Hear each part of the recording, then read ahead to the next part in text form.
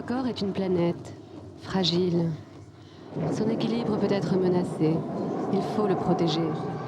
It's not so easy to properly inform the consumer. Manufacturers prefer to emphasize aspects of their products that are beneficial to our health. Je mange bio de Danone. Des études ont montré que bio aide à réguler le système digestif. Les nouveaux BN sont aux céréales complètes, donc ça donne de l'énergie. Le geste qui aide votre corps à être plus fort. But apparently many of these advertising slogans are just for show. The food industry spends a lot of money on advertising that claims their products are good for your health. Are these claims true? Some are, some are not. What is sure is that there are way too many that are not founded. But the products are still on the market. The consumer is therefore misled into believing certain things about a product's features. In fact, the European Commission has started to clean up these product claims. Out of 2,000 requests for health-related product claims, 80% were rejected. Those manufacturers will have to remove all the packaging and advertising featuring these claims. Let me give you some examples of claims deemed unfounded. As of December, taurine can no longer be featured as an ingredient that improves your physical and mental ability. Green tea will no longer claim to reduce blood pressure, and royal jelly will not pretend to reinforce the immune system. Avec Nutella, ils vont refaire le monde. Et pour refaire le monde, il leur faut un petit déjeuner idéal. 2 tartines de Nutella, c'est le bienfait des noisettes. Et avec un bol de lait et un jus d'orange, c'est tout à fait équilibré pour un petit déjeuner idéal.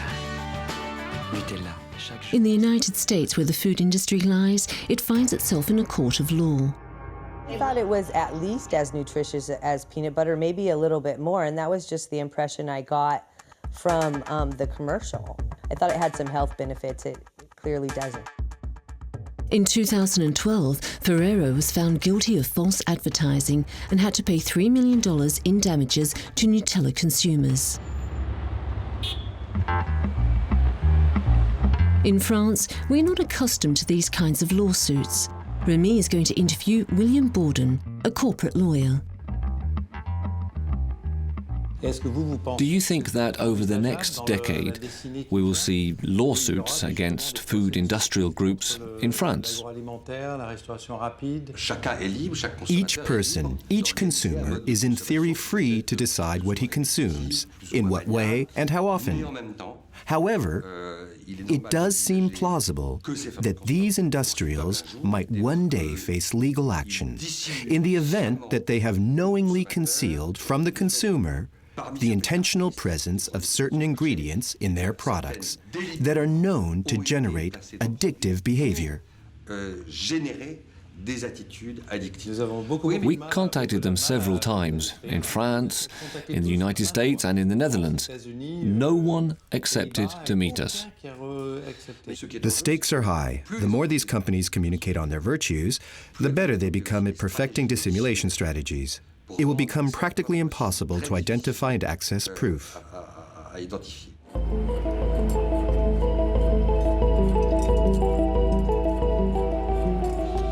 No lawsuits have yet been filed, and the problem of obesity continues to progress. The cost to society is increasing. Jacques Lejeune, Director of Risk Management at the National Health Insurance Bureau for the Sarthe region, spends his days analysing this problem. What we're seeing today in France is a major increase in chronic diseases. 16 million people are affected in France. 7 million have high blood pressure. 2 million are diabetic. Obesity and excess weight is exploding. 33% of the population is overweight. 18% is clinically obese. These conditions are the preamble to all chronic disease. What does LTI mean? Long-term illness. This is both an economic and a public health issue. The cost to insure the average person like you or me is roughly 1,000 euros a year. This includes normal health expenses and treatments, checkups, eyes, teeth, etc. The average long-term illness person costs over 7,000 euros a year. If that segment of the population continues to increase geometrically, at some point we will only be able to reimburse treatment for people with long-term illness at the expense of all others. In France, excess weight and obesity could cost our national health system €10 billion per year. In the United States, this plague cost $147 billion in 2008 alone. What can be done?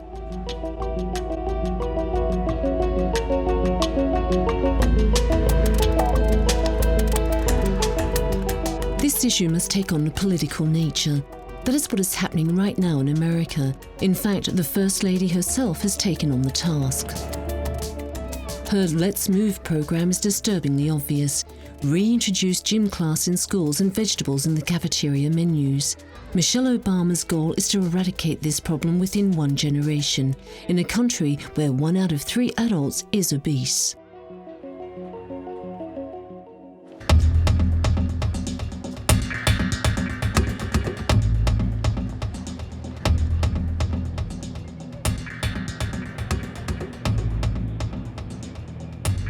In Europe, some countries have adopted more radical methods. Rémy is meeting with Christel Schaldemose, a Eurodeputee from Denmark. For the past 2 years, her country has been taxing everything that contains too much sugar or fat. Do you think the tax is efficient to actually tackle the problems of obesity and bad eating habits? I believe in using economic tools to change behavior, but maybe we could do it in another way than we did it in Denmark.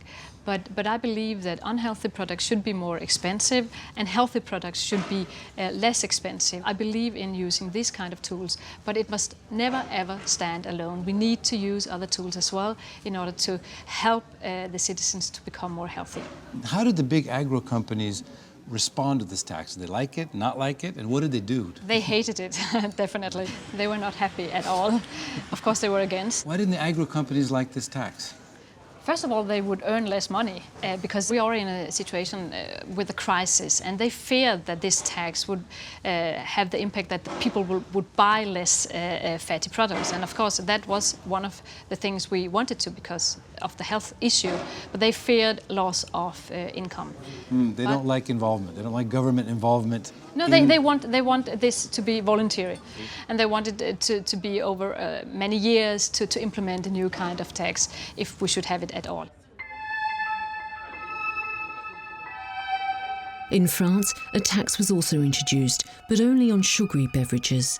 It will generate €240 million for the state. The food industry does not like the taste of this. But it remains up to them first and foremost to step up to the plate and balance out the contents of our food. Have you ever heard of a woman named Ellie Krieger, a chef? No, I don't. No, you don't watch the Food Network? No.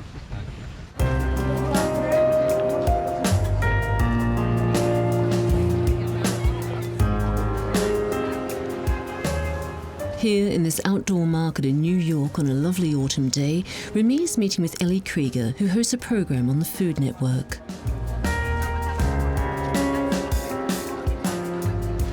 Good morning, Ellie. How are you? I'm good. How are you? How can we get?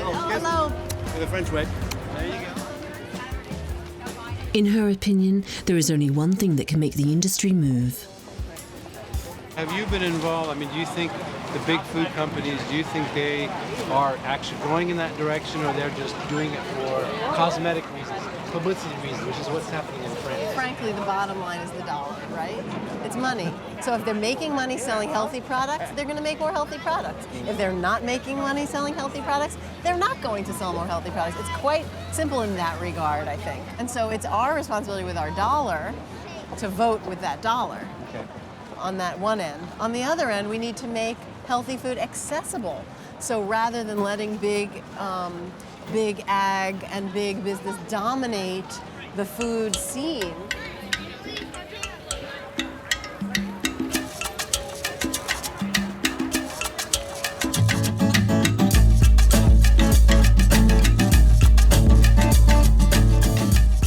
To round up this investigative report, Rémy wants to interview Joan Gusseau, one of the first nutritionists to have sounded the alarm over 40 years ago.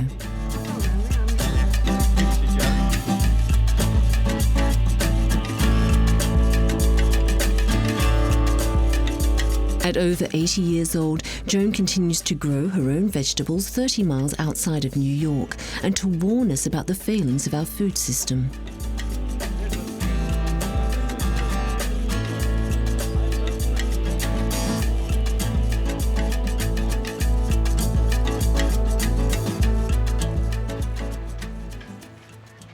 you know, there were 800 items in the supermarket when I was born. I mean, there wasn't this. It all came after World War II.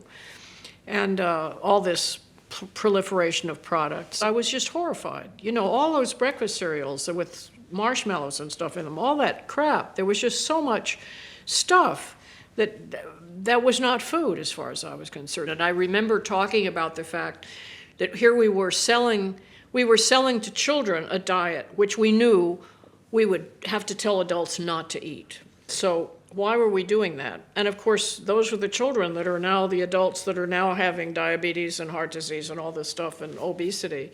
As a result of that, I mean, what did we think was going to happen, you know? How do you demonize the big food companies? Because they're only out to make profits. They don't really care about your health and they're not your doctor. They're saying it's your personal responsibility to control yourself. How do you feel about that? Well, this is the dilemma we've created by creating a society in which we say, quote, free choice is the most important thing. And of course, what we've done is create a society in which people really don't have free choice at all. I mean, it's not free choice to have 60,000 items in the supermarket to choose among. That's not free choice, because free choice implies full information. To be effective at all, you have to be quite radical. You have to say, don't buy it at all. Don't shop around the edges of the store.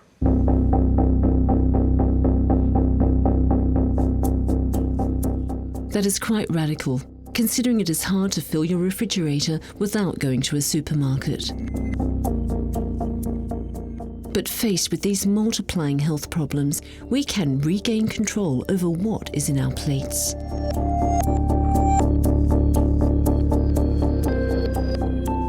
We can force the food industry to reformulate its products and not simply wait for legislation to be adopted.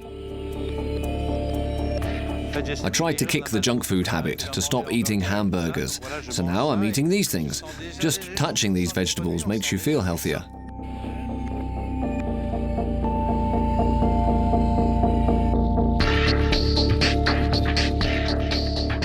You can also do it because it tastes good. It's that simple.